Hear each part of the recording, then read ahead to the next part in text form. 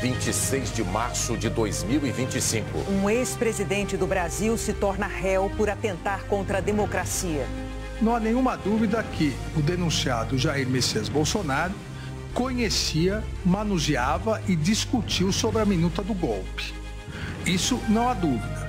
A Procuradoria-Geral da República afirma que Bolsonaro e 7 aliados eram o núcleo crucial de uma organização criminosa voltada à ruptura institucional. O ex-presidente diz que a acusação é infundada. Os ministros da primeira turma do STF aceitam a denúncia da PGR por unanimidade. 5 votos a 0. Nas eliminatórias da Copa, 4-1 para a Argentina. E a CBF convoca o técnico Dorival Júnior para uma reunião na sexta-feira. Nos Estados Unidos, o jornalista incluído por engano em grupo de autoridades divulga as mensagens secretas que recebeu. Tinha até a hora do ataque a um alvo militar. O presidente Donald Trump muda de assunto. Aumenta o tom na ameaça de tomar a Groenlândia. E anuncia uma sobretaxa em todos os carros importados pelos Estados Unidos. O Jornal Nacional está começando.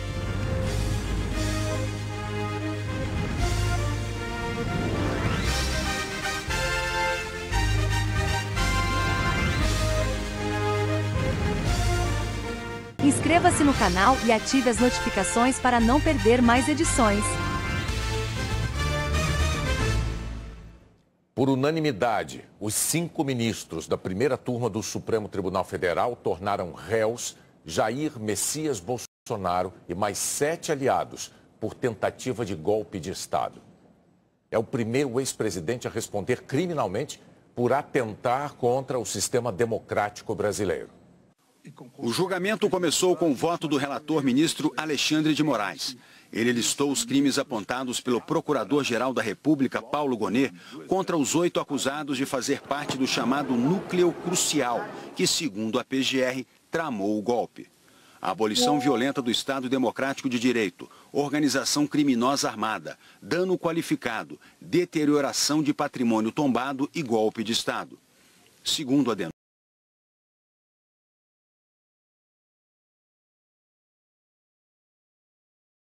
Neto, o almirante Almir Garnier Santos, o tenente-coronel Mauro Cid, o deputado federal Alexandre Ramagem e o ex-ministro da Justiça Anderson Torres. Moraes iniciou lembrando que a acusação descreveu os fatos de forma coerente e que cumpriu o requisito legal de apontar, por meio de provas objetivas, os crimes cometidos. A Procuradoria-Geral da República, nos termos do artigo 41 do Código de Processo Penal, descreveu satisfatoriamente os fatos típicos e ilícitos, com todas as suas circunstâncias, dando aos acusados o amplo conhecimento dos motivos e das razões pelas quais foram denunciados. Lembrando que, abre aspas, a responsabilidade pelos atos lesivos à ordem democrática recai sobre organização criminosa liderada por Jair Messias Bolsonaro, baseada em projeto autoritário de poder, enraizada na própria estrutura do Estado e com forte influência de setores militares. A organização se desenvolveu em ordem hierárquica e com divisão das tarefas preponderantes entre seus integrantes. Alexandre de Moraes ressaltou que não se pode esquecer a gravidade dos atos de 8 de janeiro, que, segundo ele, demonstram a materialidade de uma tentativa de ruptura democrática. O ministro afirmou que as pessoas que atacaram os prédios dos 3 poderes não eram inofensivas, nem estavam ali a passeio. Não foi um passeio no parque. Ninguém, absolutamente ninguém que lá estava passeando. E ninguém estava passeando porque tudo estava bloqueado e houve necessidade de romper as barreiras policiais. E as pessoas de boa fé que têm esse viés de positividade acabam sendo enganadas pelas pessoas de má fé que, com notícias fraudulentas e com milícias digitais, passam a querer criar uma própria narrativa, como disse ontem, de velhinhas com a Bíblia na mão, de pessoas que estavam passeando. Em seguida, Moraes pediu autorização ao presidente da primeira turma, ministro Cristiano Zanin, para exibir imagens que, segundo ele, comprovam a violência dos atos golpistas. Moraes apresentou uma cronologia de atos antidemocráticos. Mostrou o ataque à sede da Polícia Federal em 12 de dezembro de 2022, dia em que o presidente Lula e o vice, Geraldo Alckmin, foram diplomados. A tentativa de explodir um caminhão cheio de combustível perto do aeroporto de Brasília, na véspera do Natal, também em 2022. Imagens dos acampamentos em frente ao quartel-general do Exército em Brasília, com faixas defendendo a ruptura democrática. E os ataques golpistas de 8 de janeiro de 2023. Aqui, seguindo o que a Procuradoria-Geral denunciou, os acampamentos golpistas em que mais de 570 réus confessaram que queriam intervenção militar. Aqui, na sequência da denúncia, os atos violentíssimos de 12 de dezembro, no dia da diplomação do então presidente, do presidente e do vice-eleito. Se isso não é violência, né, o que seria uma violência? O absurdo de uma violência programada. Aqui, no dia véspera de Natal, a bomba, o caminhão-bomba, que colocaram uma bomba, se explodisse a bomba, centenas, se não milhares de pessoas morreriam. Vamos entrar e tomar o poder. E aqui o dia 8 de janeiro. Isso não é violência? As pessoas... Ninguém estava passeando. Havia uma barreira policial e todos invadiram, agredindo os policiais que jogavam, vejam, jogavam gás de pimenta. Nenhuma Bíblia é vista e nenhum batom é visto nesse momento. Agora, a depredação ao patrimônio público, o ataque à polícia é visto. Em seguida, Alexandre de Moraes passou a julgar a denúncia contra cada um dos acusados em ordem alfabética. Em todos os casos, ele rebateu argumentos apresentados ontem pelas defesas. Começou pelo ex-diretor-geral da ABIN e deputado do PL, Alexandre Ramagem. A denúncia aponta a existência de uma estrutura paralela dentro da agência para investigar adversários políticos e desacreditar as urnas eletrônicas, que serviria de base para o então presidente Jair Bolsonaro questionar o sistema eleitoral. O denunciado Alexandre Ramagem há indícios que devem ser apurados durante a instrução penal, processual penal, que foi um dos responsáveis pela estruturação de uma ação conjunta com a finalidade de preparar uma narrativa a ser difundida pelo ex-presidente da República contra as urnas eletrônicas. Não há dúvida que há indícios fortes de autoria da participação de Alexandre Ramagem nessa organização criminosa que planejou e executou a tentativa de abolição do Estado Democrático de Direito e de golpe de Estado. O ex-comandante da Marinha, Almir Garnier. Moraes respondeu à defesa do almirante sobre o fato de a PGR deixar de fora da denúncia os ex-comandantes do Exército e da Aeronáutica, que também se reuniram com Bolsonaro. Quase houve um chamamento à autoria para trazer para a denúncia também os outros ex-comandantes militares. Mais ou menos assim, se o almirante Garnier foi denunciado, o ex-comandante do Exército e o ex-comandante da Aeronáutica também deveriam ser.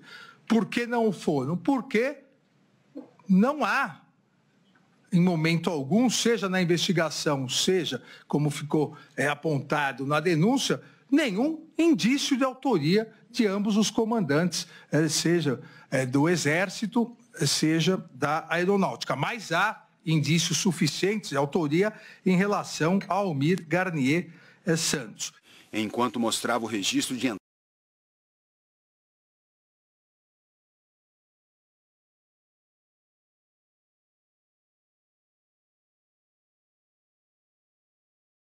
agentes do Estado. Apesar de algumas alegações, com todo o respeito, de que minutas de golpe são coisas normais que corriam pela internet, o ministro Flávio Dino até perguntou, né, onde estava essa minuta? Não, essa minuta corria entre autoridades, é como se fosse algo normal, todos darem um palpitinho na minuta de golpe, vamos melhorar aqui para o golpe ser um pouco melhor. Não é normal. É que o presidente, que acabou de perder uma eleição, se reúna com o comandante do Exército, o comandante da Marinha e ministro da Defesa para tratar de uma minuta de golpe. ex-ministro da Justiça e ex-secretário de Segurança do DF, Anderson Torres. O relator afirmou que o acusado atuou com destaque na divulgação de informações falsas sobre as urnas eletrônicas. Moraes também citou o exemplo dado pela PGR sobre as operações da Polícia Rodoviária Federal durante o segundo turno das eleições, que dificultaram o trânsito de apoiadores de Lula. Isso também foi gravíssimo na interferência ilícita nas forças de segurança pública nas eleições de 2022, demonstrando indícios razoáveis que Anderson Gustavo Torres teve papel central na concretização do plano, com o objetivo da realização de um policiamento direcionado no segundo turno das eleições por parte da Polícia Rodoviária Federal, que está dentro da estrutura hierarquicamente subordinada ao ministro da Justiça. O general da reserva Augusto Heleno. Segundo o ministro, o então chefe do Gabinete de Segurança Institucional tinha conhecimento da minuta do golpe e ajudou a estruturar o sistema de desinformação das urnas eletrônicas. Moraes também citou uma declaração de Augusto Heleno durante uma reunião ministerial em julho de 2022 sobre a infiltração de agentes da ABIN em campanhas eleitorais. Qualquer acusação de infiltração deselementar em qualquer lugar. General, eu peço que o senhor não fale, por favor. Então, a gente conversa particular na nossa sala sobre esse assunto. O que porventura a ABIN está fazendo? Então, a gente conversa em particular na nossa sala lá sobre esse assunto. Qual assunto? Infiltração de agentes da ABIN na campanha eleitoral. Então, a gente conversa em particular na nossa sala lá sobre esse assunto. O que porventura a ABIN está fazendo, tá? Então, há todos elementos razoáveis, indícios de autoria para o recebimento de denúncia contra Augusto Heleno. O ex-presidente Jair Bolsonaro. O relator afirmou que, ao contrário do que disse ontem o advogado de defesa, os autos apontam provas de que Bolsonaro foi o líder da organização criminosa e que a primeira etapa do plano golpista foi colocada em prática pelo ex-presidente ainda em 2021. Quando ele passou a dar declarações para desacreditar as urnas eletrônicas e atacar o Supremo Tribunal Federal.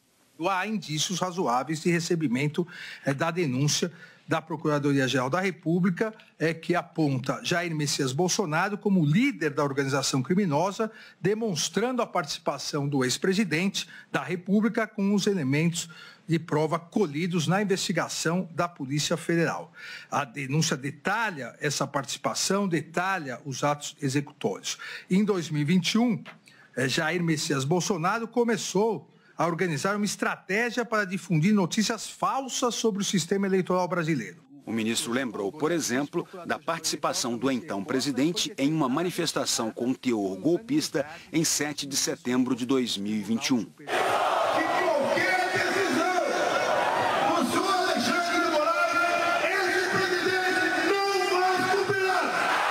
Em 7 de setembro de 2021, todos se recordam, na Avenida Paulista, que o então presidente Jair Bolsonaro, após algumas palavras carinhosas em relação à minha pessoa, disse que, a partir daquele momento, não cumpriria mais ordem judicial. Alexandre de Moraes também lembrou de uma reunião de Bolsonaro com embaixadores, na qual o então presidente usou o Palácio da Alvorada e a estrutura do governo para repetir mentiras sobre a confiabilidade das urnas. Por causa dessa reunião, o Tribunal Superior Eleitoral condenou o ex-presidente por abuso de poder político e uso indevido dos meios de comunicação e o tornou inelegível por 8 anos. Essa reunião, utilizando com desvio de finalidade os bens e serviços públicos, essa reunião foi transmitida também em live e divulgada nas redes sociais como uma reunião onde o presidente e os embaixadores estavam discutindo que há fraudes nas eleições brasileiras. Moraes afirmou ainda que Bolsonaro teve conhecimento da Operação Punhal Verde e Amarelo para matar, entre outras autoridades, o presidente Lula e o próprio Alexandre de Moraes. Também disse que Bolsonaro trabalhou na minuta do golpe. Não há nenhuma dúvida que o denunciado Jair Messias Bolsonaro conhecia, manuseava e discutiu sobre a minuta do golpe. Isso não há dúvida. O fato, as interpretações sobre o fato vão ocorrer durante a instrução processual penal. Se ele analisou e não quis, se analisou e quis, isso será num juízo de culpabilidade. Tenente-Coronel Mauro Cid. Alexandre de Moraes foi sucinto. Disse que o militar confessou os crimes em depoimento de colaboração premiada. Ex-ministro da Defesa, Paulo Sérgio Nogueira.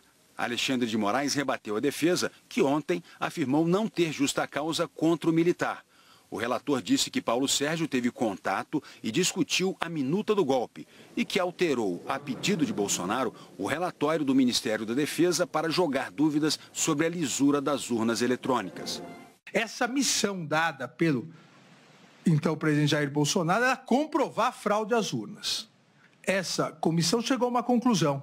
Não há nenhuma fraude, não houve nenhuma fraude, não houve nenhum indício, mero indício de fraude.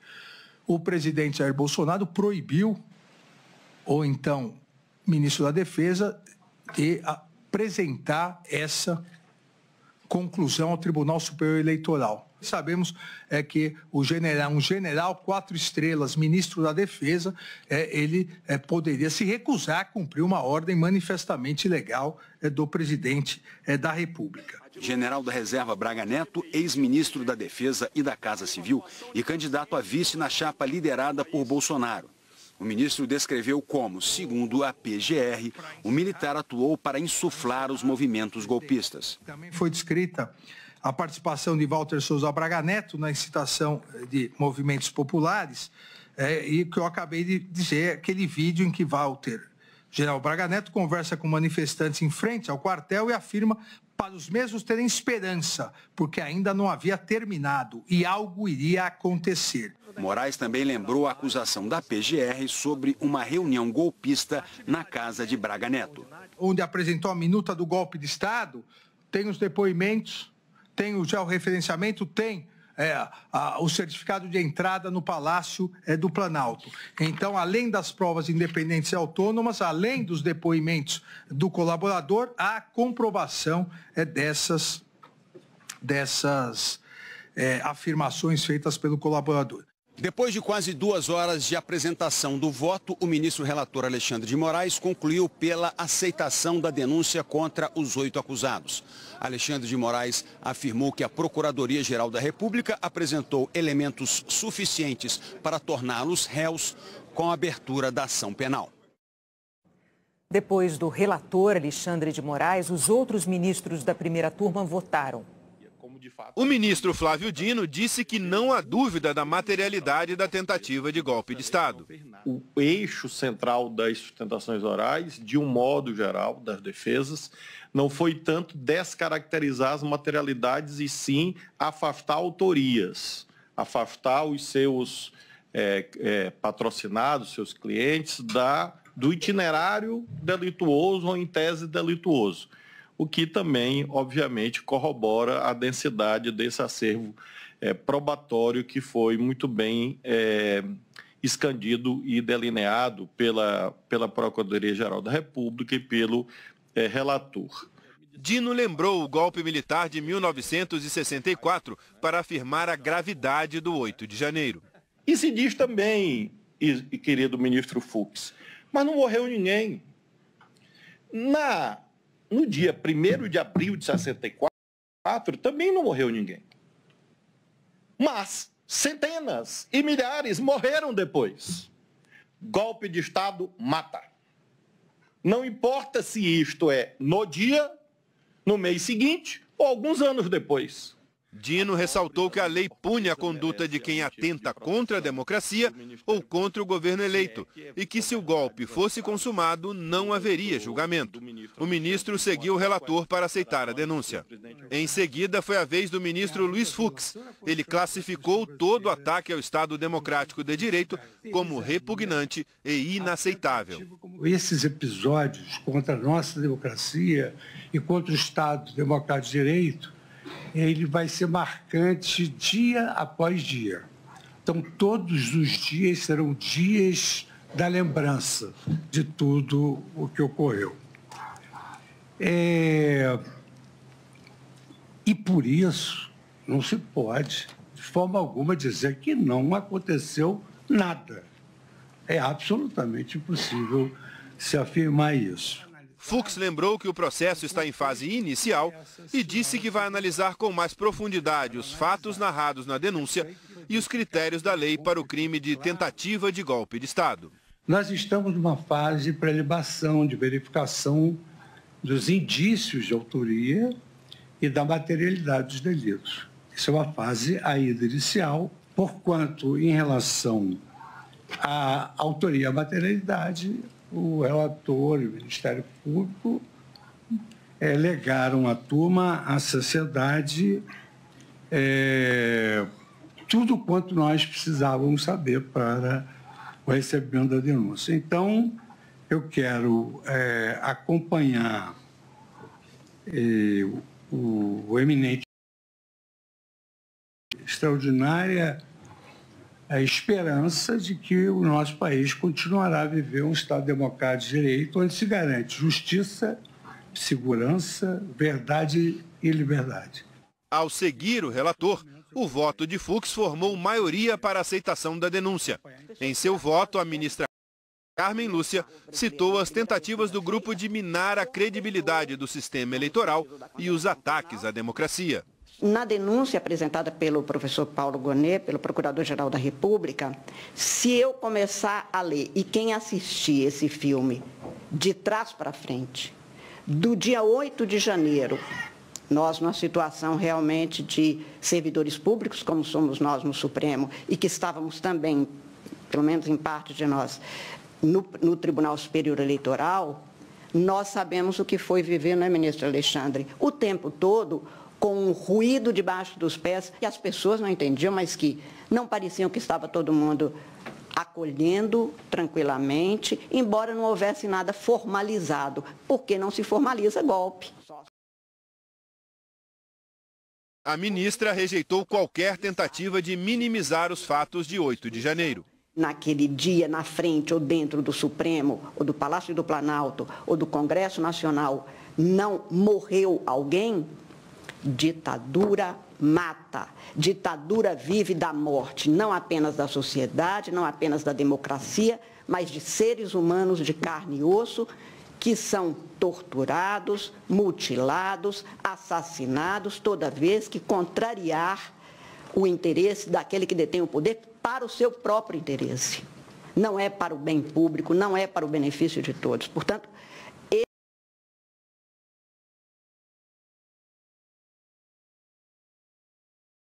quem chegou aqui no dia 9 de janeiro há de se lembrar que era impossível não ter sido planejado e provocado. Alguém planejou, alguém tentou, alguém entrou, alguém executou. Nós precisamos saber isso. É preciso que o Brasil conheça, que o Brasil saiba o que aconteceu. E quem praticou o crime tem que pagar pelo crime cometido. O último a votar foi o presidente da turma, ministro Cristiano Zanin. Ele afirmou que a investigação reuniu elementos que permitem a aceitação da denúncia e a abertura do processo. Há, sim, uma série de elementos aqui a amparar a denúncia que estamos aqui a analisar.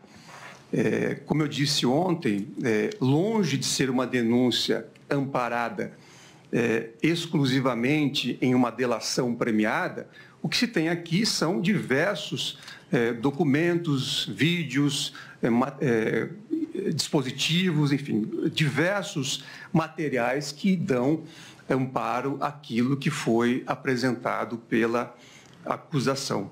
Zanin também afirmou que os fatos narrados são extremamente graves e que a autoria de cada denunciado será avaliada ao longo da instrução do processo. O ministro ressaltou ainda que o Código Penal prevê que quem colabora com um crime, de qualquer maneira, também está sujeito à punição. Ao meu ver, não adianta dizer que a pessoa não estava no dia 8 de janeiro se ela participou de uma série de atos que culminaram nesse evento que, em tese, é compatível com os delitos descritos pela Procuradoria-Geral da República na denúncia. Assim, de forma unânime por 5-0, o ex-presidente Jair Bolsonaro e os outros 7 denunciados viraram réus. Eles vão responder pelos crimes de tentativa de golpe de Estado, abolição violenta do Estado Democrático de Direito, organização criminosa armada, dano qualificado contra o patrimônio da União e deterioração de patrimônio tombado. Com a decisão de hoje da primeira turma, Jair Bolsonaro é o primeiro ex-presidente da República a se tornar réu sob a acusação de atentar contra o regime democrático. E a partir de agora, o processo entra em uma fase de análise de provas, depoimentos de testemunhas e interrogatórios dos réus. Depois, os ministros farão um outro julgamento para decidir quem deve ser absolvido ou condenado. A seguir, a reação dos réus. Bolsonaro afirma que a acusação é infundada.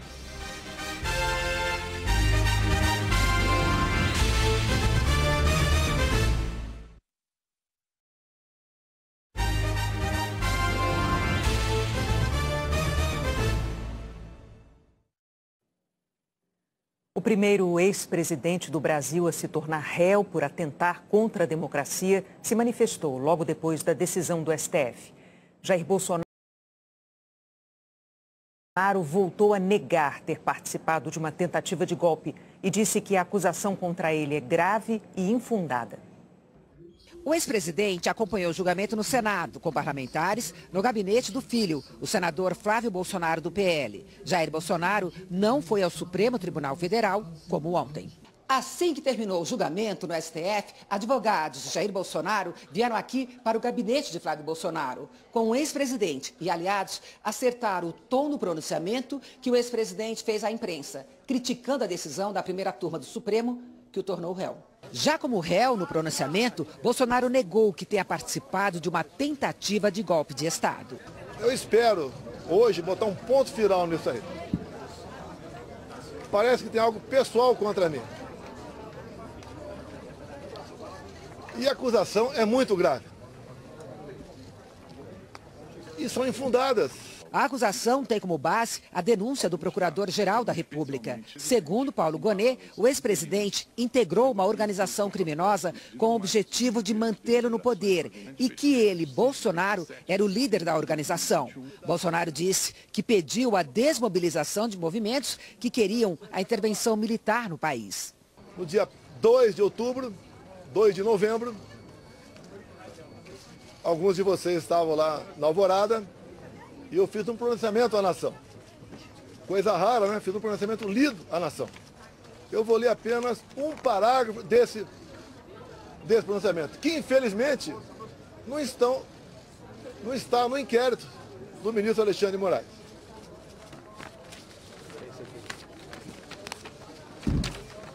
Lá, o terceiro parágrafo, bem curtinho.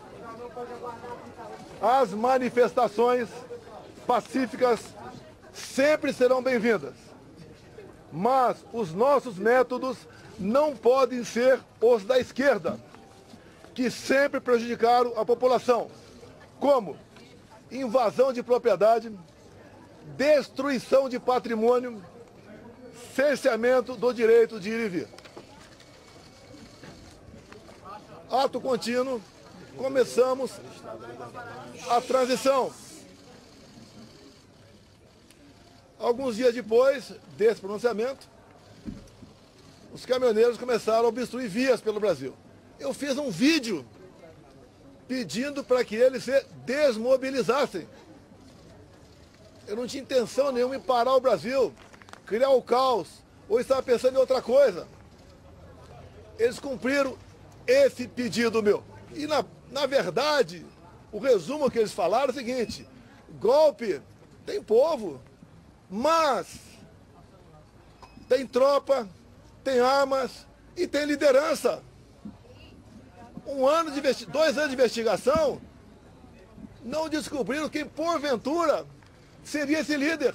A denúncia da Procuradoria-Geral da República afirma que Bolsonaro não tomou ações para tirar acampamentos golpistas da frente dos quartéis. Paulo Gonet afirmou ainda que Bolsonaro ordenou que o Ministério da Defesa emitisse uma nota visando a dar aos apoiadores do golpe a aparência de que as Forças Armadas acolhiam e incentivavam os acampamentos espalhados pelo país. Bolsonaro disse que colaborou com a transição do governo dele para o de Lula e que, ainda indicado, o atual ministro da Defesa, José Múcio Monteiro, pediu o apoio dele, Bolsonaro. Ele foi pedir um apoio para mim, para que tivesse mais acesso aos respectivos ministérios. No dia seguinte, ele foi atendido em tudo. Voltou depois a entrar em contato conosco e pediu que eu nomeasse os comandantes militares indicados pelo presidente eleito Lula da Silva. Foi que eu fiz. Em dezembro, nomeamos 2 comandantes. Na denúncia, o procurador Paulo Gonet afirma que durante o período de transição, o ex-presidente Jair Bolsonaro manteve reuniões com assessores e militares para tramar o golpe de Estado. Bolsonaro também falou sobre a minuta do golpe. Ele disse que não assinou e que nem convocou os conselhos da República e da Defesa para dar andamento à ideia. E o decreto estava pronto para assinar. Seria então, se eu assinasse, o início do golpe. Segundo o ministro relator, configurou-se o golpe a partir desse momento. Mas, antes de hipotética assinatura de um decreto de estado de defesa, como está no artigo 136 da Constituição, o presidente da República tem que convocar os conselhos da República e da Defesa. Aí seria o primeiro passo. Não adianta botar um decreto na frente do presidente de estado de defesa e assinar, está resolvido. Não convoquei os conselhos da República e da Defesa. Nem as preparatórias houveram para isso. Ao votar hoje, o ministro Alexandre de Moraes disse que não é normal um presidente derrotado nas urnas discutir minutas golpistas. Na denúncia, o PGR afirma que essas minutas foram apresentadas pela organização criminosa às mais altas autoridades militares e que quando um presidente da República reúne a cúpula das Forças Armadas para expor planejamento minuciosamente traçado para romper a ordem constitucional, tem-se ato golpista em curso, que só não foi consumado porque não teve apoio das Forças Armadas. O Supremo Tribunal Federal afirmou que eventuais questionamentos de réus vão ser respondidos no processo. O advogado de Braga Neto declarou que a decisão de hoje do STF apenas inicia a ação penal e que vai apresentar provas para inocentá-lo. A defesa de Alexandre Ramagem afirmou que não há elementos que vinculem Ramagem aos crimes narrados pela PGR e que confia na isenção e na capacidade dos ministros do STF. A defesa de Almir Garnier declarou que não há prova contra ele, que vai demonstrar isso no julgamento e que Garnier vai ser absolvido. O advogado de Paulo Sérgio Nogueira afirmou que só vai se manifestar nos autos. A defesa de Augusto Heleno não quis se manifestar. E nós não tivemos resposta das defesas de Mauro Cid e de Anderson Torres. Morreu hoje, aos 77 anos, o prefeito reeleito de Belo Horizonte. Fuad Noman estava internado desde o dia 3 de janeiro num hospital particular da capital mineira. Ele já tinha sido hospitalizado outras 3 vezes, de novembro a dezembro do ano passado, após vencer as eleições. Fuad Noman morreu em consequência das complicações de um linfoma não Hodgkin, um câncer que ataca as células do sistema linfático. Em julho do ano passado, antes de oficializar a candidatura à reeleição, o prefeito anunciou que estava doente. O tratamento foi feito durante a campanha eleitoral. Mesmo enfrentando problemas de saúde, a vitória veio no segundo turno, com mais de 53% dos votos válidos. Eu preferi lutar. Pedi apoio de Deus, pedi apoio dos médicos e fiquei com 3 desafios: governar a prefeitura, fazer uma campanha e cuidar da saúde.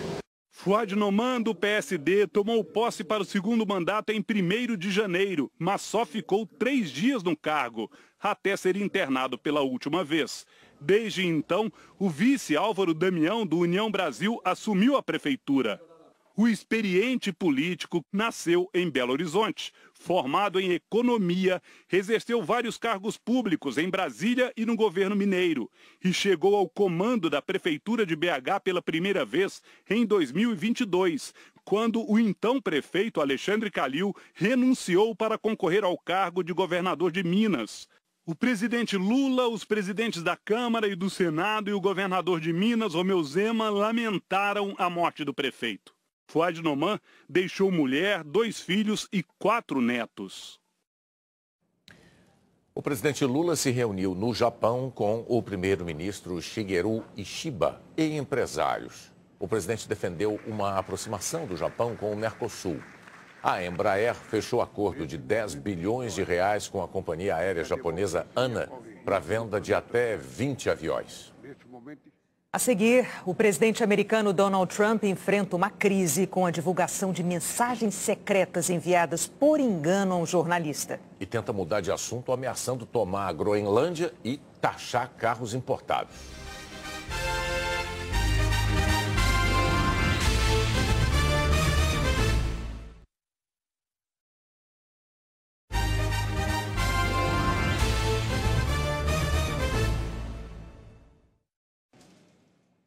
A seleção da Argentina tornou evidentes as fragilidades da equipe brasileira ontem à noite em Buenos Aires, numa goleada que a nossa seleção nunca tinha sofrido em eliminatórias de Copa do Mundo.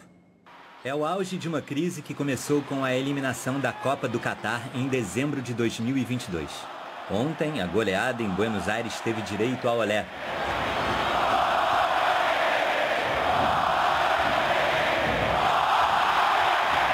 O Brasil está nocauteado.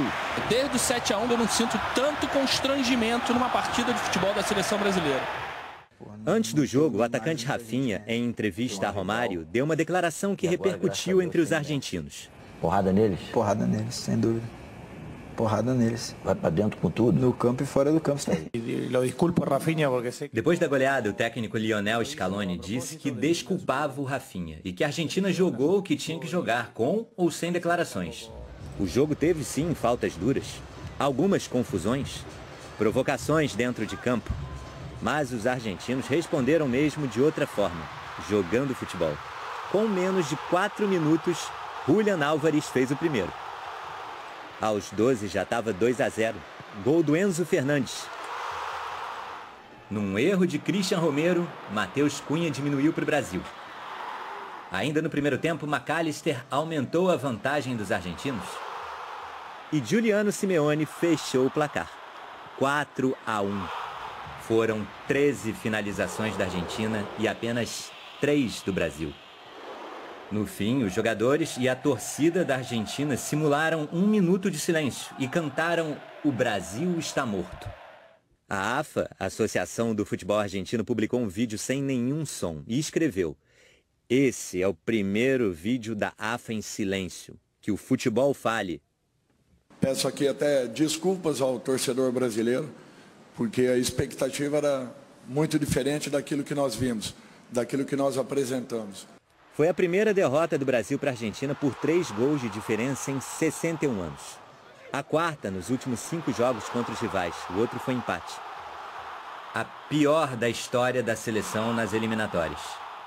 A gente tem que repensar tudo que a gente vem fazendo, porque as cobranças vão vir, o povo quer a nossa vitória. Falta só um ano para a Copa do Mundo e eu já joguei a Copa do Mundo, não quero perder outra vez. A goleada ocorreu um dia depois de o presidente da CBF, Edinaldo Rodrigues, ter sido reeleito com 100% dos votos das federações e dos clubes das séries A e B do Brasileirão. Ele deixou o estádio sem dar declarações.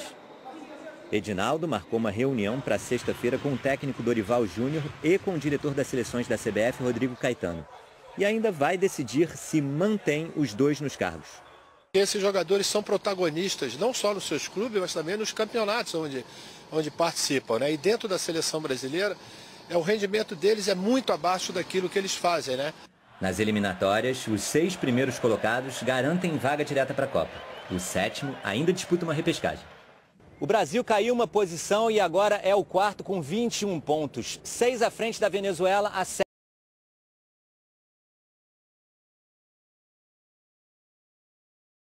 O Brasil já sofreu 31 gols em 25 jogos depois da Copa de 2022. O número atual já ultrapassou toda a era Tite, que em 81 partidas levou 30. Desde a Copa, passaram pelo cargo de treinador Ramon Menezes, de forma interina, Fernando Diniz, que acumulava a função de técnico do Fluminense, e Dorival Júnior, que assumiu a equipe no início do ano passado. A Copa do Mundo é daqui a pouco mais de 1 ano e 2 meses. Até lá, o Brasil terá mais 4 jogos das eliminatórias e 3 datas para amistosos. Eu acho que a gente precisa de uma ruptura total para entender o que aconteceu nesses últimos 3 anos pós-Copa do Mundo do Catar, que nada deu certo, porque só falta 1 ano para a Copa do Mundo e a gente tem que ter uma ruptura para começar tudo de novo, porque até agora nada deu certo. O Jornal da Globo depois de Cine BBB. Boa noite. Boa noite, até amanhã.